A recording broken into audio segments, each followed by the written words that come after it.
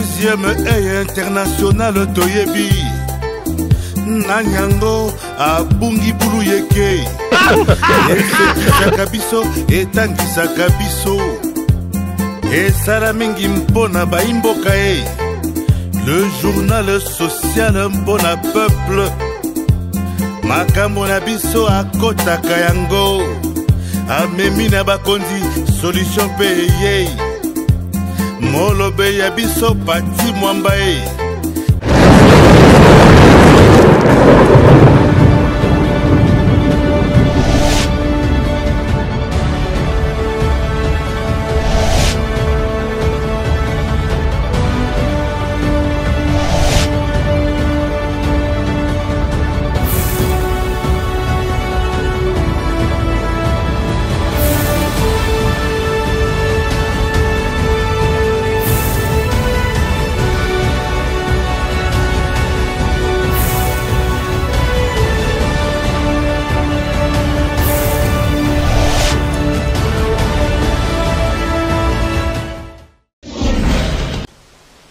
Une rencontre décisive qui devrait marquer un tournant dans le cycle infernal de violence qui meurtrit les populations de l'Est de la République démocratique du Congo. La tripartite de Luanda sur la situation sécuritaire à l'Est de la RDC s'est terminée ce mercredi soir par l'établissement d'une feuille de route sur le processus de pacification de la région Est de la RDC. Tout commence par une rencontre à trois entre les présidents Joao Lourenço, Félix Antoine Tshisekedi Tshilombo et Paul Kagame.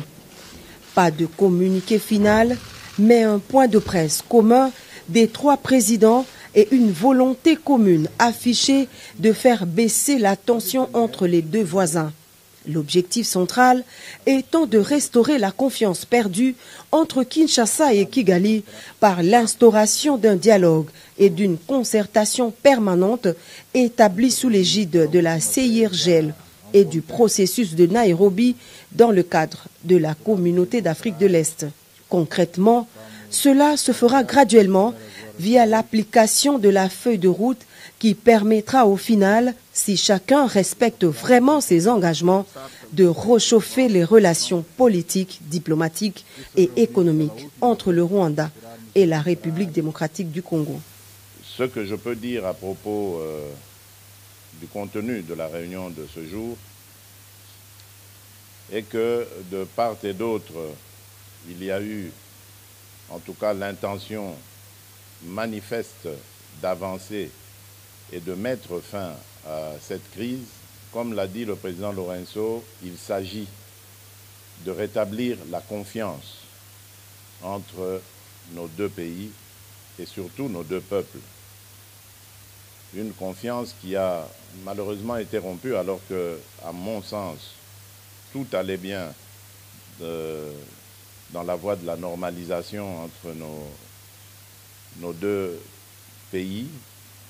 Je m'étais entrepris, en tout cas, de tirer un trait sur le passé dès mon arrivée à la tête de la République démocratique du Congo pour envoyer un signal fort, non seulement au Rwanda seul, mais à tous nos voisins, à toute la région, de mon intention d'avoir des relations désormais tournées vers des échanges profitables à nos pays, à nos populations, et de regarder plutôt vers le développement de cette région qui, à mon sens, est l'une des plus riches d'Afrique, plutôt que de verser dans des tensions inutiles comme on a pu l'observer dans le passé. À court terme, la nouvelle donne passe par la relance de la commission mixte RDC-Rwanda. La première rencontre de cette commission mixte, cadre de dialogue permanent entre les deux pays, est prévue incessamment dans la capitale angolaise. Mais dans l'immédiat, la feuille de route prévoit la cessation des hostilités et le retrait sans condition du M23 de ses positions en République démocratique du Congo. Ce qui est en mon pouvoir pour faire avancer la situation, sortir mes compatriotes de cet enfer qui dure déjà depuis une vingtaine d'années. lequel enfer a été encore aggravé par cette situation regrettable du M23. Un groupe armé qui pourtant était déjà en discussion avec nous, à Nairobi, mais dont le comportement est totalement inexplicable, car je ne peux pas comprendre que des gens qui ont une revendication et dont l'interlocuteur est à disposition pour écouter leurs revendications puissent à nouveau reprendre les armes, comme pour exercer une sorte de chantage ou de pression. Donc j'espère vraiment et j'attends de ce processus qu'il apporte le cessez-le-feu immédiat et le retrait de ce groupe du M23, en attendant évidemment que l'on mette en marche la feuille de route qui amènera un processus de paix, de stabilité et de confiance. Le retour des réfugiés dans leur pays d'origine est également inscrit parmi les objectifs de la feuille de route de Luanda. Elle stipule enfin que toute exploitation des ressources naturelles dans la région doit se faire dans le strict respect de la souveraineté des États, ce qui met en exergue la ferme volonté de lutter contre le trafic illicite des ressources minières de la République démocratique du Congo au profit des pays voisins. Le chef de l'État, Félix Antoine Tshisekedi Tshilombo, garde ainsi le cap de la fermeté pour la défense de la souveraineté nationale et en même temps une ouverture au dialogue diplomatique sincère pour imposer la paix à l'est de la RDC. Le président de la République et sa délégation sont rentrés au pays ce mercredi soir.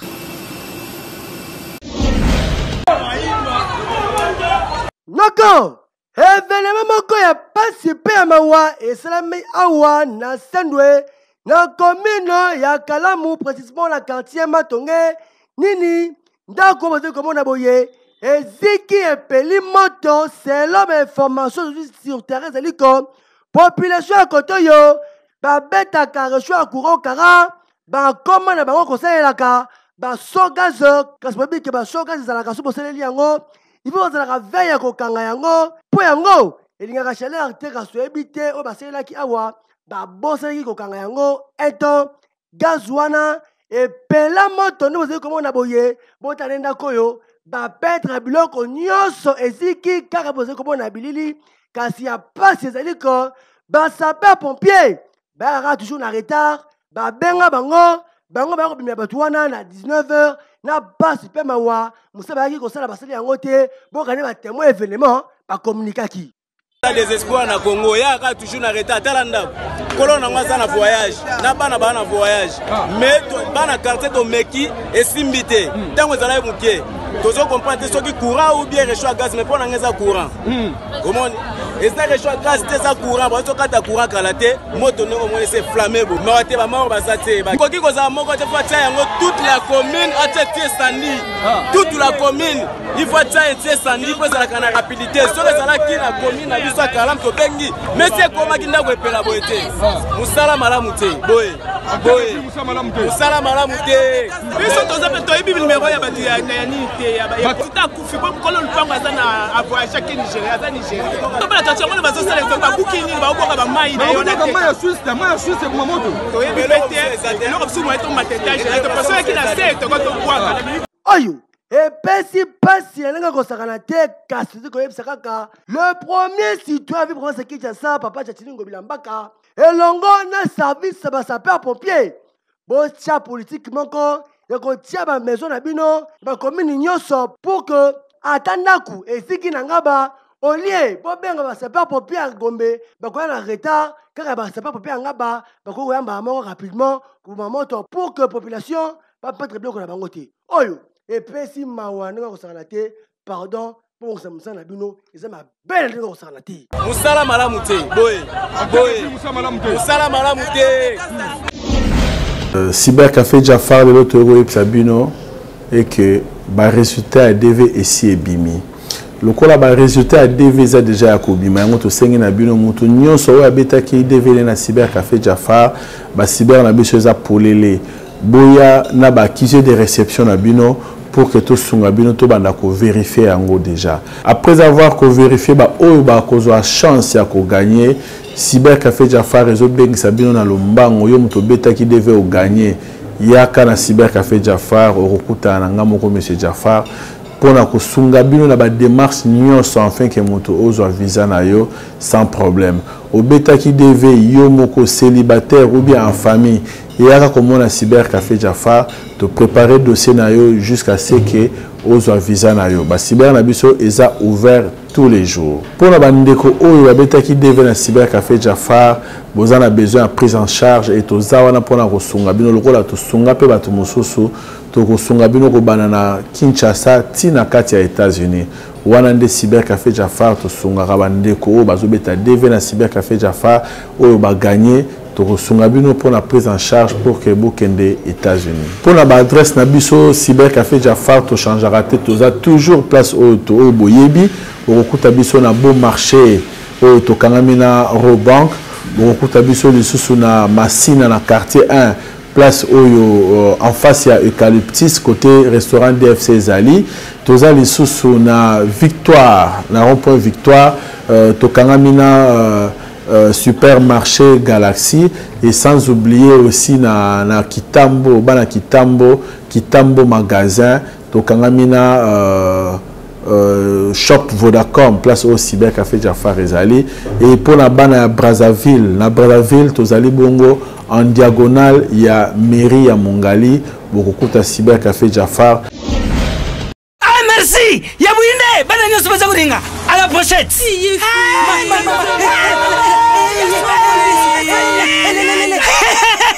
Vous allez quoi demain? Protivap est tonne la protéine et énergie. Ah papa merci pour les pour les enfants. Eh Bino, bote la baoni. Bote ma bodona Bino. Baba kansa bamba bonga. Bona bana na yo bakuma rukura bana oyo. Faut laisser kabango poto Protivap. Et ça ba pota te. Allez, kamata. Bon appétit. Bana nyeso ba yaka Protivap. Ah bah si kuria ya bango Protivap. Ba bandi badasi na bango ya ba bébé pro. Tala. Ba yango. Chata kitoko ntoto makachi. Tukana mbimbi. Oyo tukana mbimbi. Makusa. Protivap. Poto kitoko pona ba bébé pro.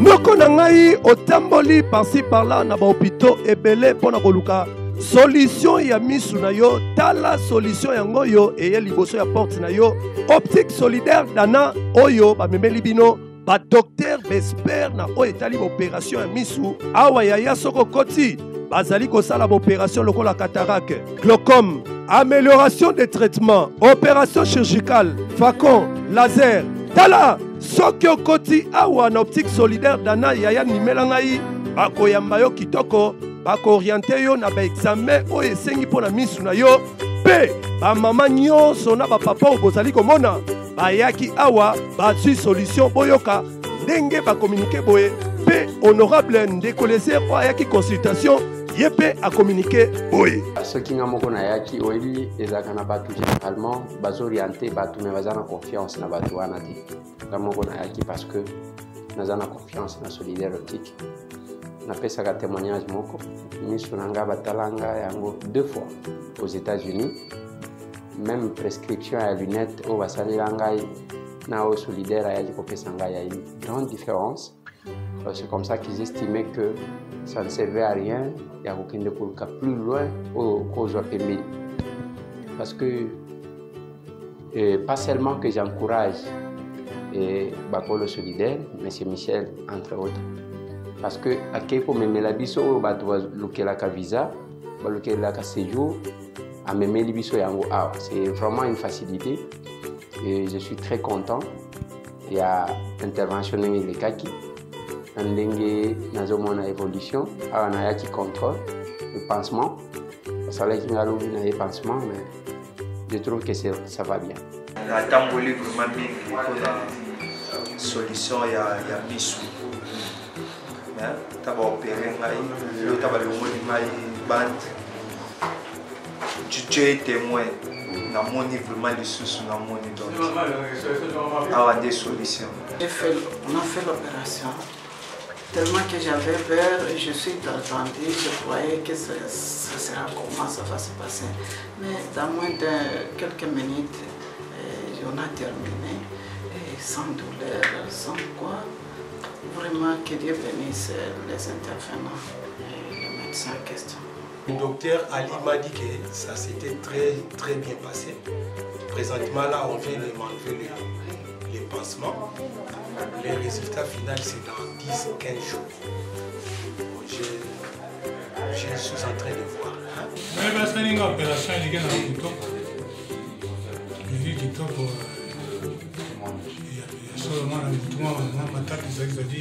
Ma douleur est mais sinon ça va, c'est très bien. On a sauvé parce que relativement terminé. Noko na ngai bokanisi esili tente esili bongote awa bazali pe na pharmacie bazali pe kote kisa ba lunette ya ba marque nyonso Banti Soleil na ba griffe lokola Versace Gucci pe ba griffe ya ndenge na ndenge okokuta Optique Solidaire Dana ezwami nango musika te eza na boulevard du 30 juin na galerie Albert pe lisusu ezwami na nouvelle galerie présidentielle tope obenga bango na ba numéro oyo ezali affiché liboso ya ba écran na bino yebela noko botala mutu oyo azali kosala nyonso pona likambo assainissement la Kinshasa veut dire Kinshasa bosoto esila yeyo président Blanchard Mouchi obèse papa poubelle gratuite yo Asbel les amis de Blanchard Mouchi obèse en partenariat l'association combattre les célébrités ACI na Mukuse basilisaki spécial salongo kobanda na rekapela na quartier Mombele ti awa na 12e millimètre pona kosala salongo kitoko bota na ozali kokombola kotoyo awa bakirane ka niveau kote mususu bazu basalite batia na pusu aveni oyo ekomi propre na osakana te kasi bobako awa nanu spécial salongo esalema te banda aveni oyo Lumumba esalema kasi grâce initiative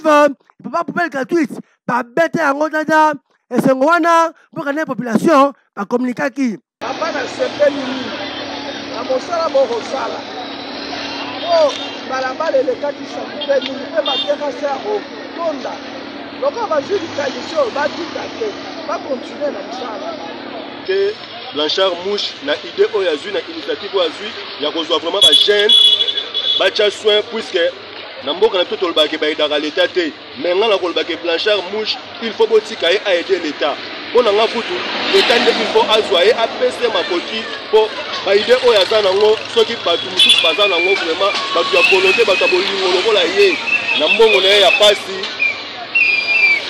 mpo alekisa bana na ye donc andimi acha mpo quartier na ye aveni na ye ekoma propre ebongo ya moko président Blanchard Mouchi papa poubelle gratuite explikaki ntina spécial salongo wana na cadre kaka ya continuité ya baactivité oyo les amis de Blanchard Mouche asalaka avec accompagné avec l'association combattre les célébrités lelo se mobilisaki mpo tokolongola bosoto na aveni moko abandonné aveni oyo ezali direction monene bato balekaka na bakonzi euti na kapela eleki na Lumumba wana nde ebwaki na 12e rue donc journal lelo ezalaki journée ya koassainir aveni wana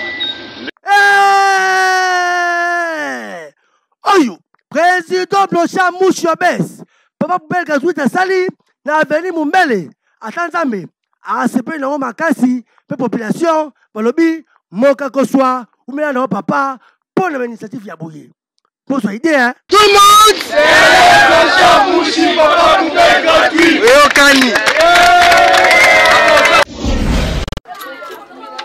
ekomama na bible kopesa na mabola ezali kobombisa ata mokolo moko te nzambe akobosanaka yo na litanga mai na ndaku boya mbangu kosunga ba orphelin oyo ya le bon samaritain oyo ekumbamaka epai ya président fondateur Moweni Nkie Jorma abeleli bino bato mitema malamu bana oyo bazali vivre na difficulté ya kosakana te tala kaka nde bavandi depuis tongo eloko ya kolia ezali te grâce ya matembele oyo bazali kolamba na babula fufu na ebite bakolia na musuni nini likolo nango boyoka ye moko ndenge a communiqué boye. Zali orphelinat les bons samaritains. Ngande président fondateur ya orphelinat les bons samaritains na bengami na kombo ya prophète Moweni Nkie Jorma. Président fondateur ya orphelinat les bons samaritains où ezwami na commune ya Limete quartier Kingabwa avenue au pote numéro 46. Vraiment tu ekobete nos portes pour na bana oyo. Bano baza plus de 40 na kati orphelinat oyo ya les bons samaritains. Ya tsoto e liboso na bino parce que bano bazo tanga classe, bano baza na besoin kolia vraiment biloko ezate na momo na zolo ba dépôt eza vide. Loso ezate semoule ezate eloko mo ezate dépôt binda eza vide. Yango to beti porte na bakonzi na biso, bakonzi nyonso ya Kinshasa kobanda na numéro 1 na biso ya Congo. Papa na biso Fati, gouverneur na biso, to beti porte na batu nyonso, pe na vice gouverneur Jekoko aza na commune na biso na gouverneur na biso, batu nyonso to beti porte pa na bino, bo soutenir bana oyo, bo soutenir bana. Obota l'espace toza eza mukie.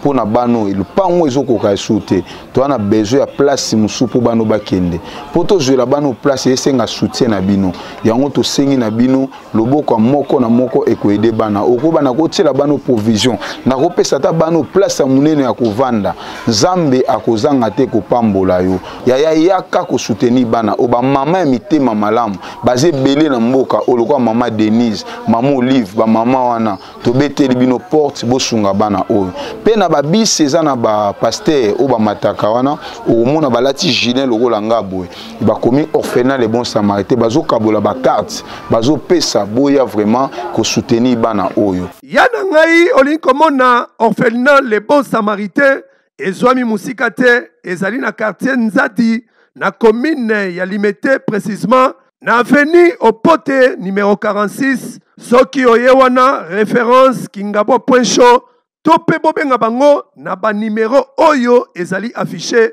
liboso ya ba écran na bino boya kosunga orphelin.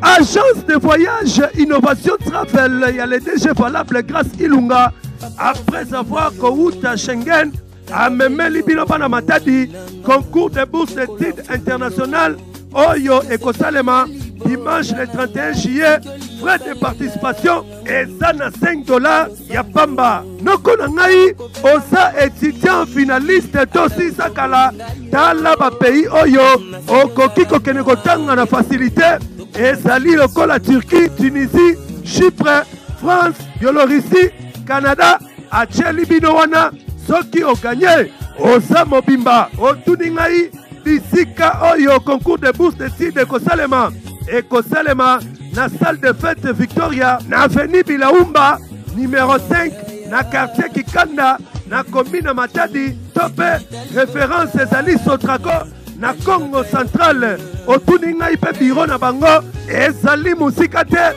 et Zali na route Kikanda, numéro 1290, na quartier ville, base derrière immeuble métropole, non loin, ya Safricom, à diagonale na pharmacie Promette, Osa Mobimba. Tobengi bino nyonso boya bokozwa service ya qualité supérieure. Chez Innovation Travel, les savoirs ne mentent pas. Tobengi bino epa na biso na Innovation Travel, tozana ba visa ya États-Unis, ya Canada, ba visa territorial, tobengi bino ebele boya na Innovation Travel. Les savoirs ne mentent pas, kande tolobaka. Tobombeli bino ba visa Schengen, ba visa tourisme, ba visa ya soins médicaux na $500 kaka ozui visa na facilement. Très cher finaliste, Bisso Innovation Travel, toeli bino promotion Yasika. Promotion yango izo banda à partir le 20 juillet. Donc tobengi yango, j'ai eu mon bac, je m'envole chez Innovation Travel. Déjà tobengi ba finaliste nyonso. au bazana posa bakende ko poursuivre ba rêve na bango na mikili ya poto porte ya innovation travel les apolele pona bino boya ebele bokanisi esili bongo te bazali mpe na badestination ebele lokola Chypre $2100, Canada $3500, France $2500, Turquie $2500, Tunisie bourse totale $2500, Biélorussie $120 et bongo pour la visa tourisme bazali kobeta dada Schengen na $500, Canada $500, États-Unis $500, Dubaï $1000, Turquie $500, Zanzibar $2600, ya pamba.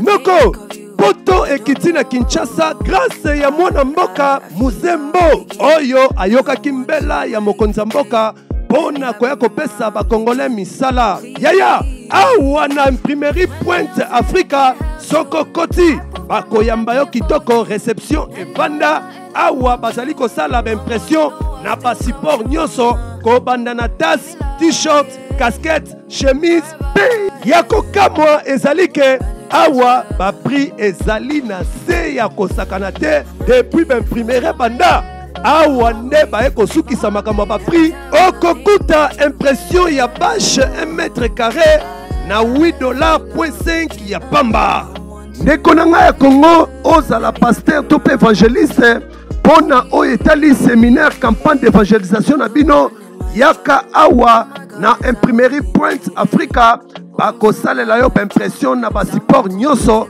to pe yo mwana mboka olingi kofete anniversaire na yo kitoko bacha photo na yo na t-shirt yaka awa na imprimerie Pointe Africa bazali kosala yango na prix muke olingi komona imprimerie Pointe Africa ezwami nango musika te ezali na quartier Bon Marché référence croisement des avenues Flambeau et Kabamba en face ya égal na hôtel Maengalou oza mobimba to pe benga bango na ba numéro ezali affiché liboso ya ba écran na bino yebela.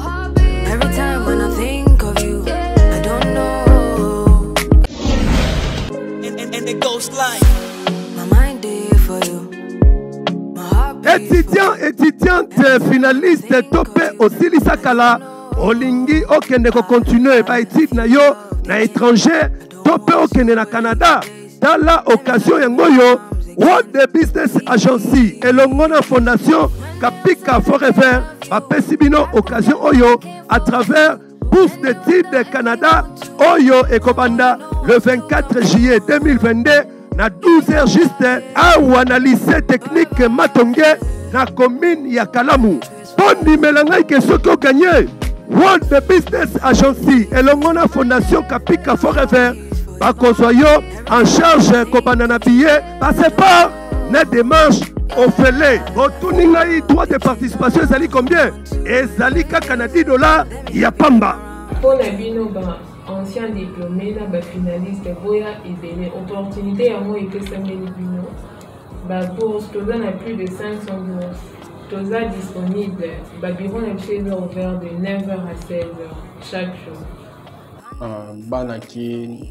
bana RDC mobimba tobengi bino toza na des offres oyo ezo bouger na minute oyo grâce à agence et signé partenariat à makasi na une grande fondation oyo toza na bourse disponible plus de 500 bourses disponibles pour na Canada alors concours balancé concours pour na ba diplômé nyonso na ba oyo bazolinga ba présenter ozana passeport ozana ngote yaka parce que tout gagnant à concours azana droit à passeport gratuit et puis ba démarche assurée donc eza eloko oyo esalema na te mais toujours bouger yango pour que permettre na ba congolais ba kende kotanga ailleurs bon pona ba oyo ba lela Chypre to kitisi donc eza promotion une grande promotion avec $1500 démarche eza 2 jours. 2 jours, tu silisi musala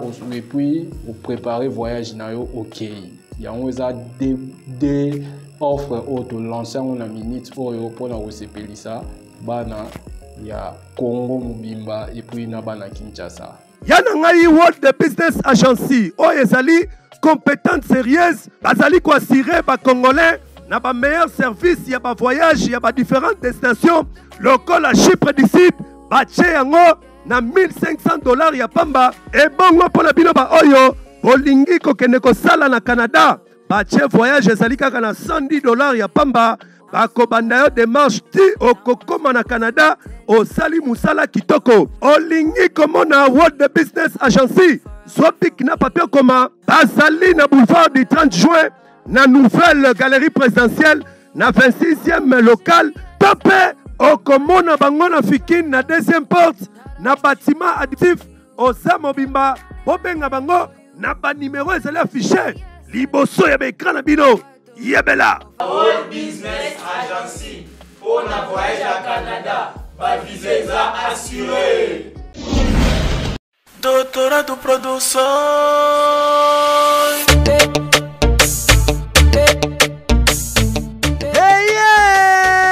Hey, papa, maman, c'est fini. Comme tout récemment. Pour l'anniversaire, il y a pas un abino. Désormais, na $70 il y a pas ma maison Thames. Et tiens, les sponsors d'abino, j'ai un château gonflable une fois. Au Bengi Bango, Bakoya inde. Pour installer l'abino mandaku, Pebana, Basakani, Fetchengi Kitoko. Tala, Noko, Basuki Kakawanete, la maison Thames. Basali, équipement, Peba service, yele, le cola, structure gonflable, trampoline, animation des jeux organisés, maquillage, mascotte, personnage préféré, dessin animé pour la bana, baby foot, babillard, Peba service, nenge. Kasi, pour profiter de l'offre de service de son, et Sengeli que foot déjà, bien avant, bon avancer la yo, réservation, réduction, il y a moins de 20%.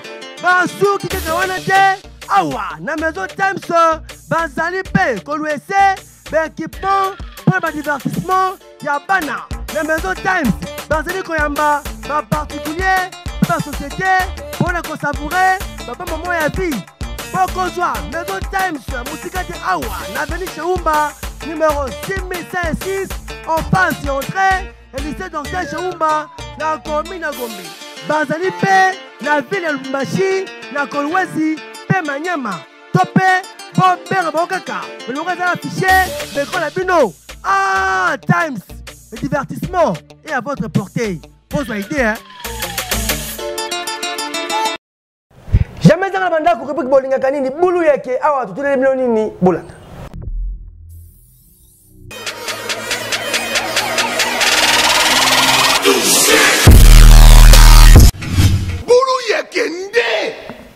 Nayebisi bino bulu yeke nde epai ya bavoisin zololo ekoti ya ndenge ya kosakana te zololo yango tofini bango fio bawewa nyonso moyo wenu. Chef lié ya province ya ville ya Kinshasa eza ba gouverneur to ba bourgmestre eza ba gouverneur lobi gouverneur yango ba bengi chef ya chef lié ya ville ya Kinshasa gouverneur lobi aza gouverneur moto na biso ya boye chef lié ya ville province ya Kinshasa eza ba gouverneur to ba bourgmestre. Oh. Chef lié il y a province ville de Kinshasa. Non, chef lié zate. Chef lié ya ville province ya Kinshasa eza ba gouverneur to ba bourgmestre.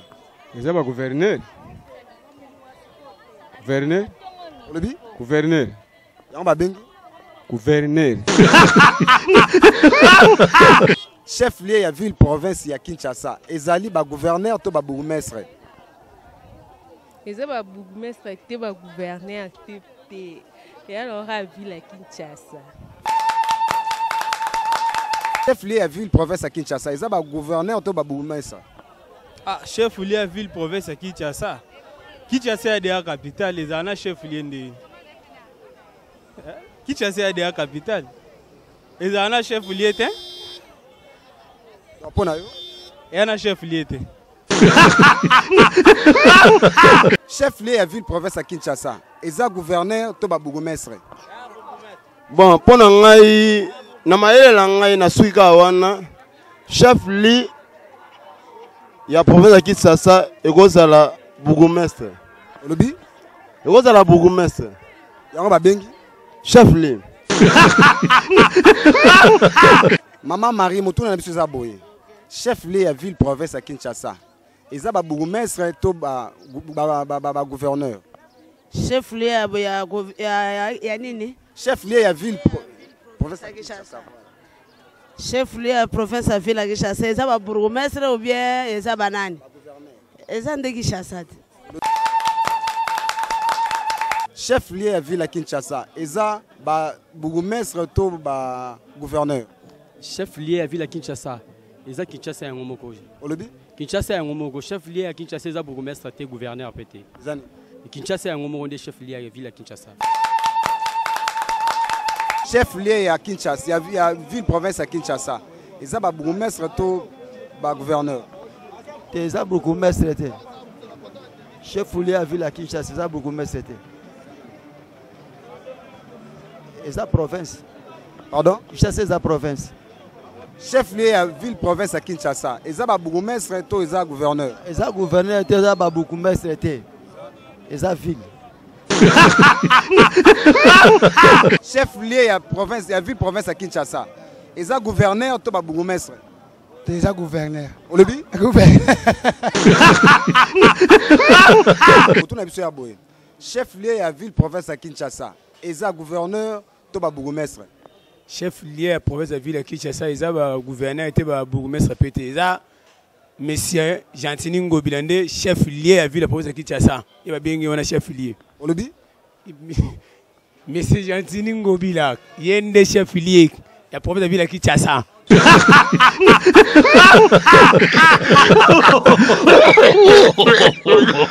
Boseki bokeba pensi bana sepo bulu ye kekanga ki bande kulandenga ko sala te kaso sala bino bana magazi deuxième être soit bulu te boseka boka mata toujours ba kare ba sepo pour comme réponse malambo bako chef lié avec professeur Kinshasa na bourgmestre ba gouverneur te chef lié et puis professeur Kinshasa ka Kinshasa na banzi boka yebo sala ngo suste boko comme na suka la présentation magazine deuxième être soit bulu que to bela mkolo oyo voiture soit monter ya bela temps je me sais pas ça merci mingi na galore bena boté Michel ba compte 520 giga ka de sala bino de je jamais pas ba voisin zo côté on a fini bango fion bango nyonso bana mombele maître Terza Jos Ndaduni moi nous sommes la bien partie on a question Tolek